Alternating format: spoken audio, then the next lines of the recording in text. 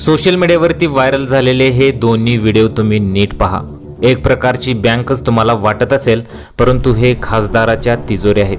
भारतात अनेक लोक उपाशी पोटी मरत आहेत। याला तुम्ही घोर कलियुगच म्हणा। ओडिशा आणि झारखंडमधील साहूच्या ठिकाणावर आयकर विभागाने छापे टाकले।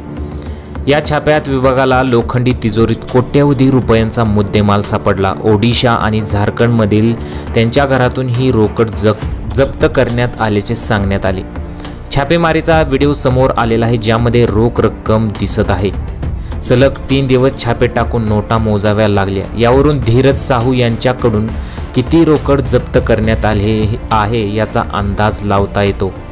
नोटा मोजण्यासाठी आणलेल्या मशीन क्षमता सुद्धा कमी झाल्याची परिस्थिती आहे। नोटा मोजण्यासाठी 3 डझन मशीन मागवण्यात आल्या होत्या, त्या कमी पडल्या। अधिकाऱ्यांनी सांगितले की छाप्यादरम्यान 290 कोटी रुपयांची रोकड जप्त करण्यात आली। या पैशांचा हिशोब नाही। त्याचबरोबर ओडिशामध्ये बौद्ध डिस्टिलरी प्रायव्हेट लिमिटेड आणि त्यांच्याशी संबंधित कंपनीवर छापे टाकले। या कंपनीचे धीरज साहू यांच्याशी संबंध आहेत। याशिवाय काँग्रेस खासदाराशी थेट संबंध असल्याचाही Baldev Sahu infra private limited कंपनीवर छापा टाकण्यात आला।